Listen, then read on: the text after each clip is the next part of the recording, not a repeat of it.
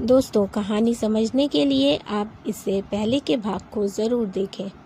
तब आरव बोलता है, mom dad please calm down, मैं आपको सब बताता हूँ, बस एक बार आप मेरी पूरी बात तो सुन लीजिए। तब आरती बोलती है, ठीक है, बोलो, क्या बोलना चाहते हो। तब आरव उनको सब बताता है और तब तक जो भी हुआ सारी बातें सुनकर आरव के मॉम डैड का गुस्सा 7वें आसमान पर पहुंच जाता है।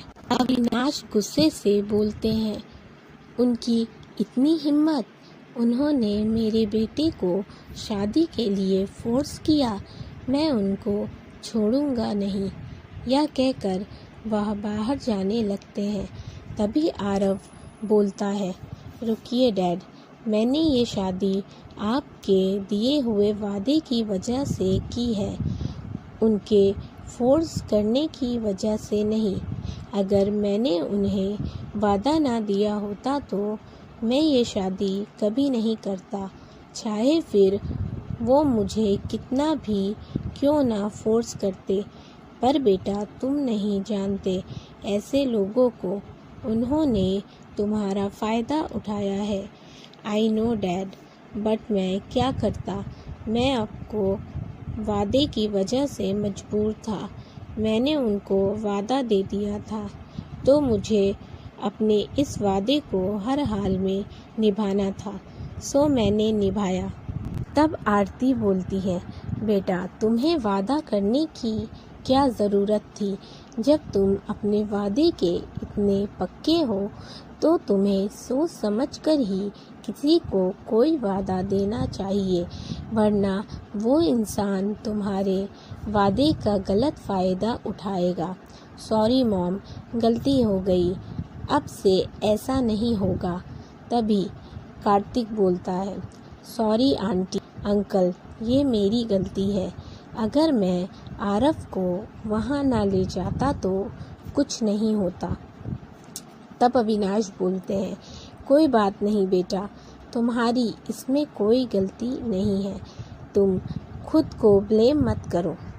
आरती बोलती है, गलती तुम दोनों की नहीं है बेटा, बल्कि ये तो उन लोगों की चाल थी।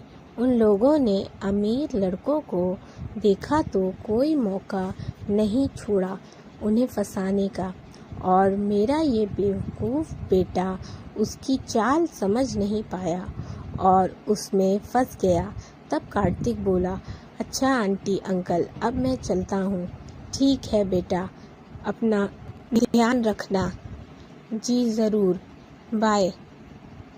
आरव कार्तिक समझ जाता है कि आरव अब भी उससे गुस्सा है। फिर कार्तिक कुछ नहीं बोलता और वहाँ से चला जाता है।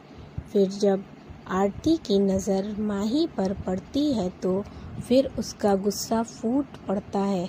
वह गुस्से से माही के पास आती है और ज़ोर से चिल्लाती है, तुम्हें शर्म नहीं आई ये सब करके। अरे कैसी लड़की हो तुम, तुम्हारी शादी टूट गई तो तुमने मेरे बेटे पर इल्ज़ाम लगाकर उससे ही शादी कर ली। लेकिन हम इस रिश्ते को नहीं मानते, हम तुम्हें अपनी बहू कभी नहीं समझेंगे, समझी तुम। तो मिडिल क्लास पर अपने मिसेस कपूर बनने का सपना देख रही हो। माही अपना सिर नीचे किए बस रोती रहती है। आरती फिर बोलती है, लेकिन मैं ये कभी नहीं होने दूंगी, मैं तुम्हें एक पल भी यहाँ बर्दाश्त नहीं कर सकती। आरती गुस्से से माही का हाथ पकड़कर उसे दरवाजे तक खींच कर ले जाती है और उसे कसकर धक्का देकर बोलती है, निकल जाओ यहाँ से, तुम्हारी इस घर में कोई जगह नहीं है। माही गिरने ही वाली होती है कि आरव उसे पकड़ लेता है। तुम ठीक हो? माही हाँ में अपनी गर्दन हिला देती है। फिर आरव आरती के पास आता है। मॉम, आप ये क्या कर रही थी? आप माही को घर से क्यों निकाल रही थी? वह भी इतनी रात में। क्यों मॉम? आरव, तुम्हें इससे इतनी हमदर्दी क्यों हो रही है? तुम तो इस शादी को नहीं मानते हो ना? ऑफ कोर्स मॉम, मैं इस शादी को नहीं मानता। इन फैक्ट मैं उसे अपनी वाइफ भी नहीं मानता।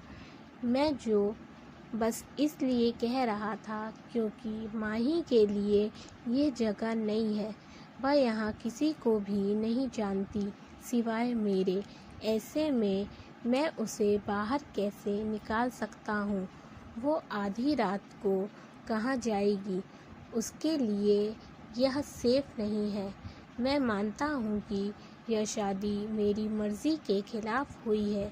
मैं माही से शादी नहीं करना चाहता था, पर मैं उसको यहाँ लेकर आया हूँ। वो अब मेरी जिम्मेदारी है। अपनी जिम्मेदारी से मैं मुंह नहीं मोड़ सकता। तब आरती बोलती है, ये क्या बोल रहे हो आरव? तुम्हारा दिमाग तो ठीक है। तुम इस शादी को भी नहीं मानते, फिर भी तुम इसे यहाँ रहने दे रहे हो।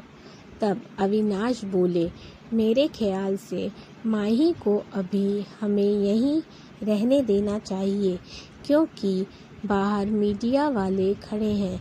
अगर उन्हें पता चलेगा कि आरव ने अपनी नई नवेली दुल्हन को शादी के पहले ही दिन घर से बाहर निकाल दिया तो सोचिए, वह आरव से तरह तरह के क्वेश्चन करेंगे।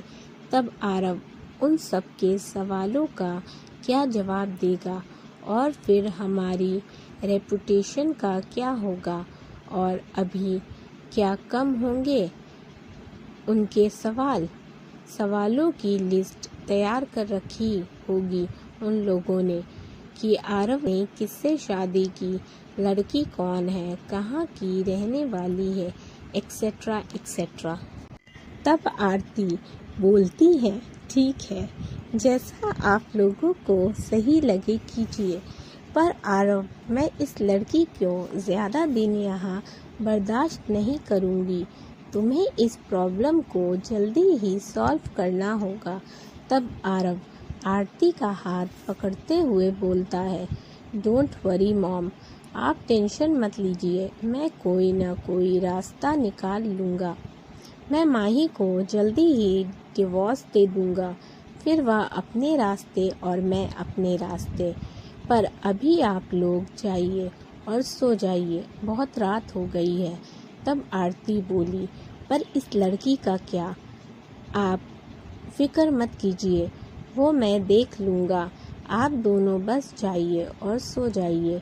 Good night mom dad. Good night बेटा। और फिर आरती और अविनाश दोनों सोने चले जाते हैं। फिर आरव माही के पास जाता है। माही घबराते हुए पीछे हट जाती है।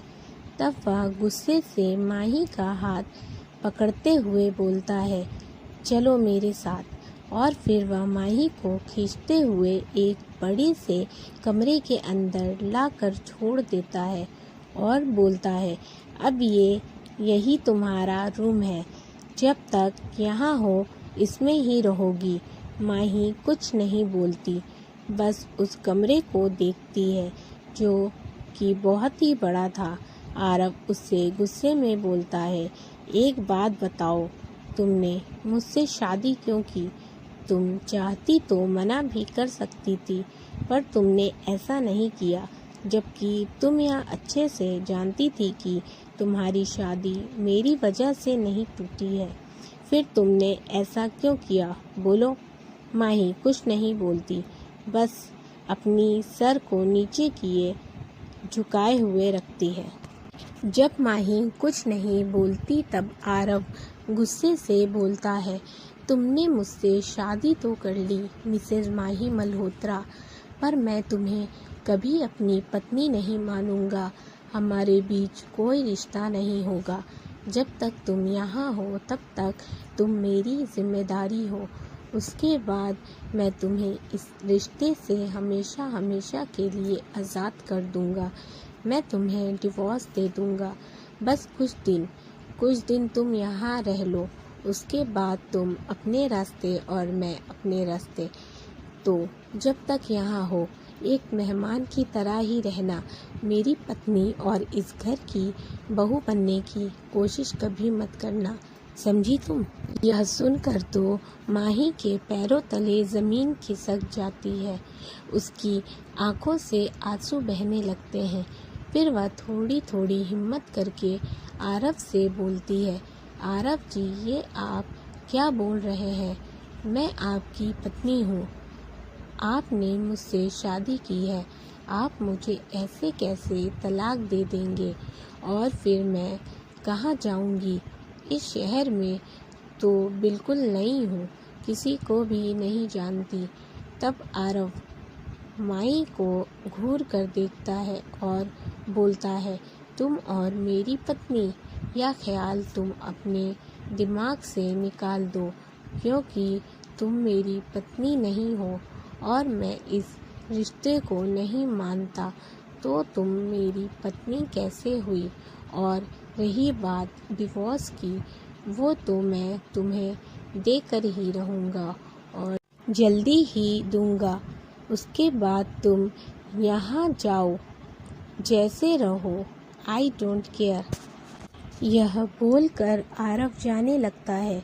तभी वह पीछे मुड़कर बोलता है, और हाँ, अगर तुम्हें किसी भी चीज़ की ज़रूरत हो तो मुझे परेशान मत करना, संदीप को आवाज़ दे देना। यह बोलकर वह चला जाता है।